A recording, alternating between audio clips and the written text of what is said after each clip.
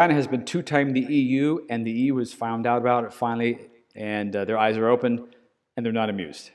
So Vladimir Putin is getting a warm welcome in Beijing right now, as we speak, from Chinese ultra dictator leader for life Xi Jinping. Um, and I think it's clear that Putin needs a hug, if more than that, uh, and probably 200,000 Chinese soldiers if he hopes to obtain any sort of significant victory in the near future in Ukraine. I just don't see it happening otherwise. And even that may not be enough. Um, will he get that kind of help from China? I don't think so. Not likely. But what is likely is that China will continue to support Russia's war effort, and that China and the EU will be further and further apart. That's what's going on. So this happened in an interesting way, and very quickly, actually. Um, First, China has kind of portrayed this thin fiction to the EU that's it's neutral. Sure, it's buying energy and doing some things, but they're not taking sides. Now, why would they do that? Well, because Europe is a huge market for Chinese goods, and China needs a market. So that's on the one hand, their economic interests lie there. Okay, so that's their motivation for keeping this fiction alive, thin as it may be. That yeah, they're allied with Russia, but they don't want to see Russia, the war get worse. It's just kind of this nebulous policy, right?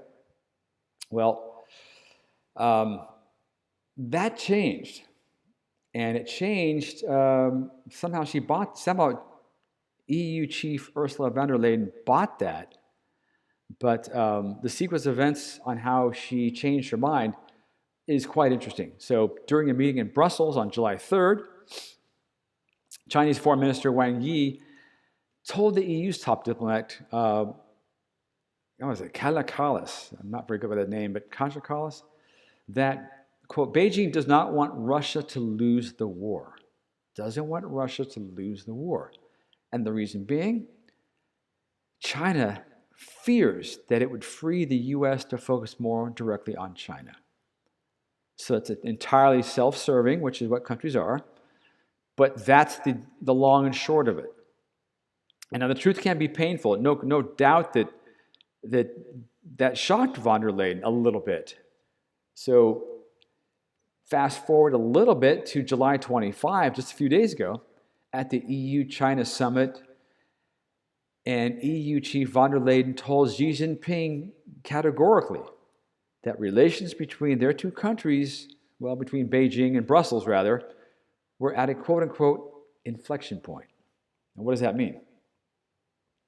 Well, that was a very thinly veiled warning to China that their relationship with Moscow would be the determining factor, quote unquote, according to von der Leyen, or according to the diplomat, and how China's relationships with Europe would proceed.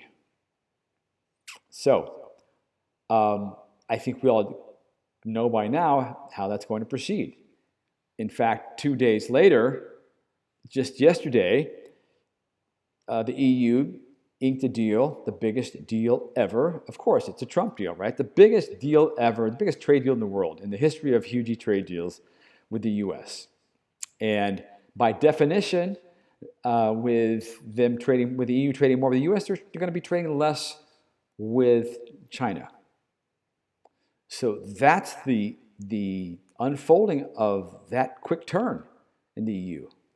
And so, look, that's what happens when you start playing real politics with the Europeans. The Europeans know exactly what that looks like and how it works. And Europe now has a very clear-eyed vision and understanding that China is much more willing to see a world war, a continental European war break out that looks a lot like World War II or even World War I. China's willing to have that happen if it keeps the US, if it keeps Donald Trump from focusing too much on China. Now that is a hell of a realization. So van der Leyen saying, the hell with you, China, pretty much. Just go pound sand. The European understands that the only thing between Russia and Brussels, Russia and the EU, it ain't China, it's the US. It's NATO. It's American military power. And she has come to that conclusion, and that's the reason why the trade deal was made as it was when it was. It brought stability. It inked and linked the U.S. to the EU in ways they haven't been connected as tightly for a long, long time. So we're hitting a new era here. We have kind of the alliances, the old alliances, right? It's dictatorships versus democracies, more or less. And that's what's going to be, that's how it looks like it's shaken out. So not surprising, but it is interesting that, that the Chinese ambassador spelled it out so clearly, and the EU didn't take long to act. So hey, if you like content like this, please give the channel a subscribe rather, share it, and comment if you'd like. Okay? We'll see you next time. Thanks.